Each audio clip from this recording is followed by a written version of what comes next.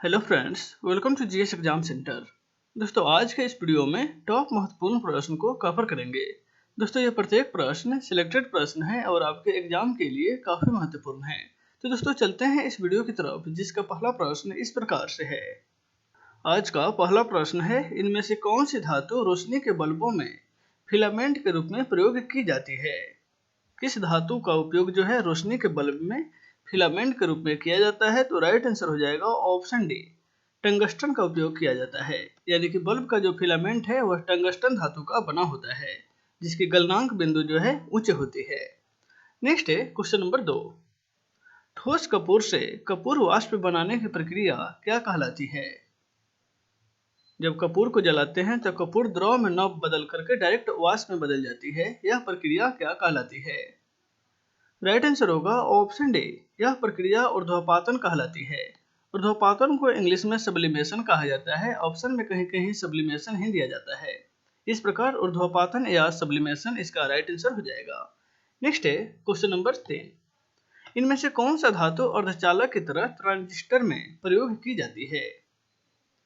कौन सी धातु जो है वह अर्धचालक यानी कि सेमीकंडक्टर के रूप में ट्रांजिस्टर में उपयोग किया जाता है? राइट आंसर होगा ऑप्शन बी, जर्मेनियम धातु जो है वह अर्धचालक है। इसको सेमीकंडक्टर के रूप में ट्रांजिस्टर में प्रयोग किया जाता है। जर्मेनियम और सिलिकॉन धातु का प्रयोग ट्रांजिस्टर में किया जाता है और ये दोनों धातुएं अर्धचालक हैं, सिलिकॉन और जर्मेनियम।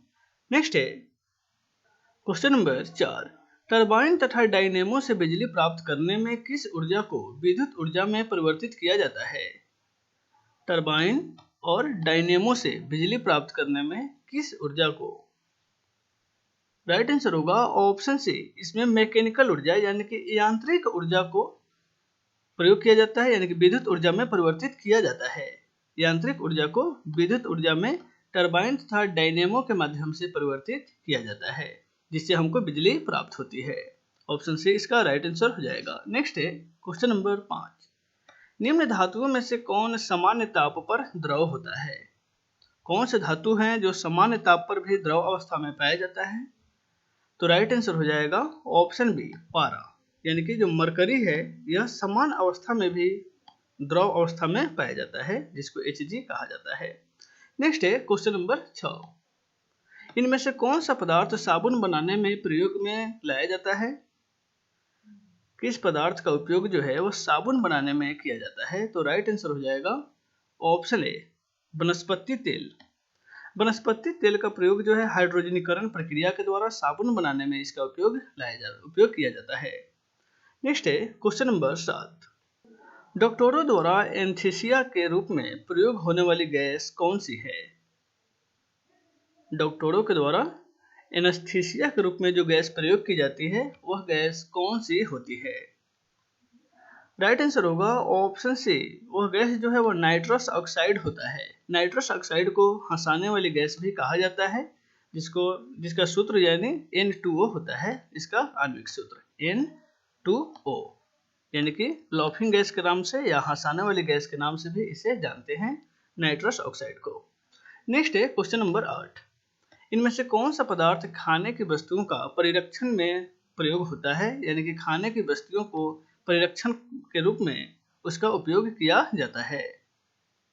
राइट आंसर होगा ऑप्शन सी, सोडियम बेंजोएट का उपयोग जो है वह खाने की वस्तुओं को परिरक्षण के लिए प्रयोग किया जाता है। जैसे कि अचार में जो है सोडियम बेंजोएट का भी प्रयोग किया जाता है, जिसके कारण वह कुछ दिन तक रहने में सक्षम होता है। नेक्स्ट है क्वेश्चन नंबर 9। चल्कोलिथिक युग के नाम से इनमें से किसे जाना जाता है? चल्कोलिथिक युग के नाम से। राइट आंसर होगा ऑप्शन सी, ताम्रपाषाण युग, जो काफी ऐतिहासिक युग है, उसको चल्कोलिथिक युग के नाम से जाना जाता है। ऑप्शन सी इसका राइट आंसर हो जाएगा। नेक्स्ट है क्वेश्चन नंबर 10। इनमें से किस नगर में प्रथम बौद्ध सभा आयोजित की गई थी? प्रथम बौद्ध सभा का आयोजन किस नगर में किया गया था? राइट आंसर होगा ऑप्शन सी, राजगीर में। बिहार के राजगीर में प्रथम बौद्ध सभा का आयोजन 483 ईसा पूर्व में किया गया था, अजात शत्रु के शासनकाल में। नेक्स्ट है क्वेश्चन नंबर 11। इनमें से किस सुल्तान से निजामुद्दीन औलिया ने भेंट करने से इनकार कर दिया था? यह प्रश्न भी महत्वपूर्ण है।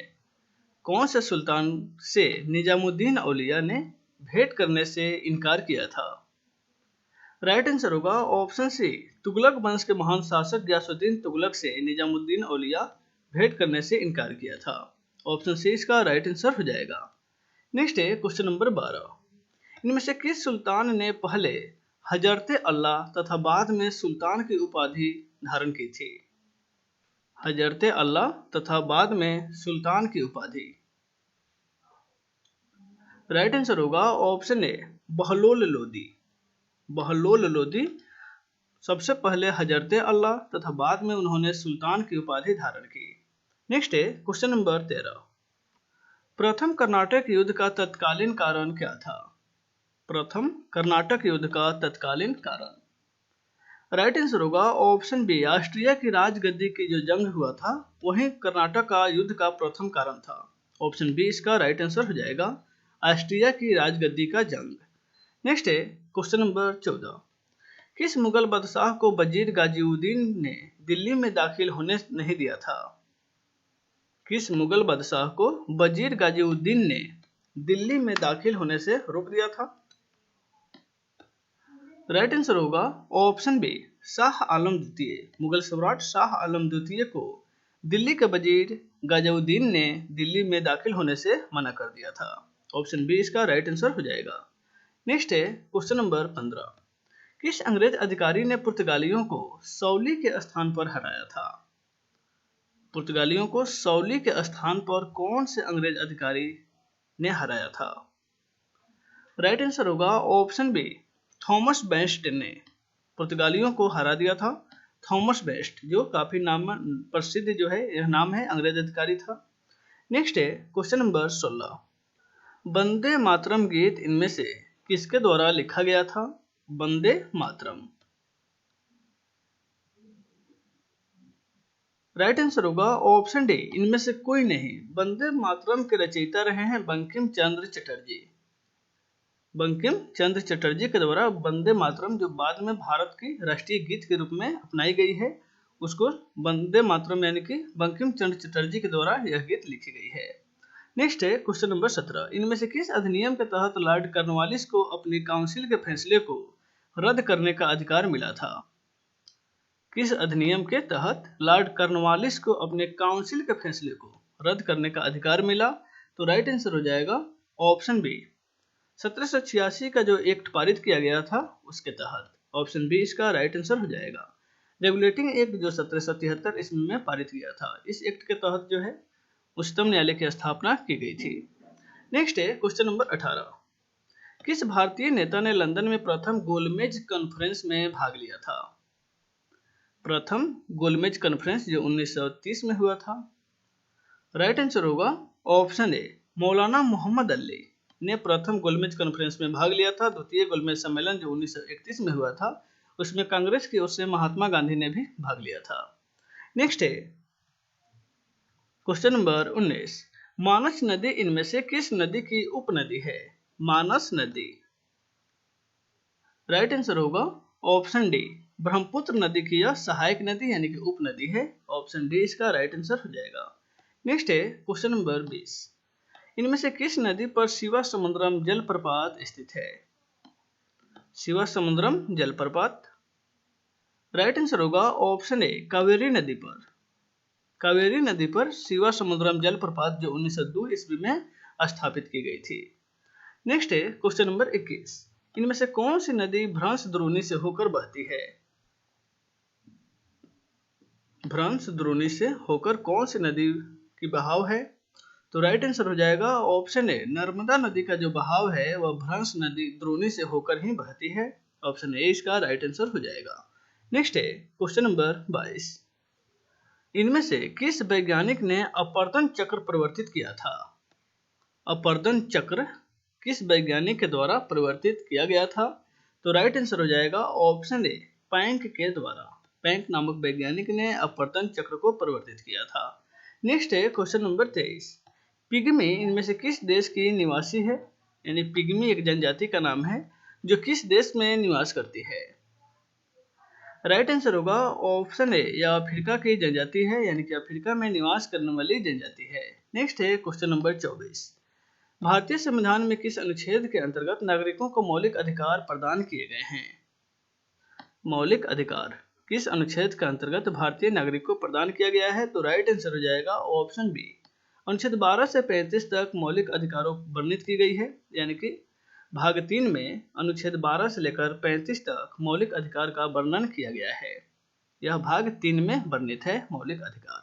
नेक्स्ट है क्वेश्चन नंबर 25। लोकसभा में आंग्ल भारतीय समुदाय को मनोनीत करने की शक्ति किसके पास है? आंग्ल भारतीय समुदाय, इसको एंग्लो इंडियन के नाम से जाना जाता है, यानी कि लोकसभा में एंग्लो इंडियन कौन मनोनीत कर सकता है? तो राइट आंसर हो जाएगा ऑप्शन बी, भारत के राष्ट्रपति। भारत के राष्ट्रपति लोकसभा में 2 एंग्लो इंडियन सदस्य को मनोनीत कर सकते हैं और राज्यसभा में 12 एंग्लो इंडियन मेंबर को नियुक्त कर सकते हैं।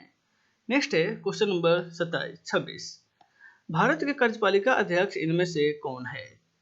भारत के कार्यपालिका अध्यक्ष, राइट आंसर होगा ऑप्शन बी, प्रधानमंत्री जो होता है वह भारत के कार्यपालिका अध्यक्ष होता है। ऑप्शन बी इसका राइट आंसर हो जाएगा। ऑप्शन बी इसका राइट आंसर, कार्यपालिका प्रधानमंत्री होता है, लेकिन अध्यक्ष जो है वह राष्ट्रपति होता है। ऑप्शन ए इसका राइट आंसर हो जाएगा। कार्यपालिका का अध्यक्ष जो है वो राष्ट्रपति ही होता है, लेकिन कार्य करते हैं प्रधानमंत्री। नेक्स्ट है क्वेश्चन नंबर 27। भारत सरकार को कानूनी विषयों पर इनमें से कौन परामर्श देता है? भारत सरकार को कानून के विषयों पर कौन परामर्श देता है? तो राइट आंसर हो जाएगा option A, attorney general. Attorney general जो है कानूनी विषयों पर परामर्श देते हैं, यानी कि भारत का महान्यायवादी। नेक्स्ट है क्वेश्चन नंबर 28। प्रथम भारतीय उपग्रह आर्यभट्ट कब अंतरिक्ष में भेजा गया था, यानी कि कब छोड़ा गया था? प्रथम भारतीय उपग्रह, राइट आंसर होगा ऑप्शन बी, 19 अप्रैल 1975 ईस्वी में आर्यभट्ट को छोड़ा गया था। नेक्स्ट है क्वेश्चन नंबर 29। इनमें से किस भारतीय को रॉबर्ट कलाइयों ने बिहार का नायाब दीवान नियुक्त किया था? बिहार का दीवान जो है रॉबर्ट कलाइयों के द्वारा किसको नियुक्त किया गया था? तो राइट आंसर हो जाएगा ऑप्शन डी, सिताब राय को। सिताब राय को जो है वह बिहार का दीवान नियुक्त किया गया था और राय दुर्लभ जो थे वह बंगाल के थे। नेक्स्ट है क्वेश्चन नंबर 23। इनमें से कौन बिहार में किसान आंदोलन के साथ जुड़े थे? बिहार में किसान आंदोलन के साथ इनमें से कौन जुड़े हैं? तो राइट आंसर हो जाएगा option A, doctor Rajendra Prasad जो हैं वह बिहार के किसान आंदोलन से जुड़े थे। ऑप्शन ए इसका राइट आंसर हो जाएगा। तो दोस्तों इस वीडियो में बस इतना ही, फिर मिलते हैं नेक्स्ट वीडियो में। तब तक टेक केयर, स्वस्थ रहिए, मस्त रहिए।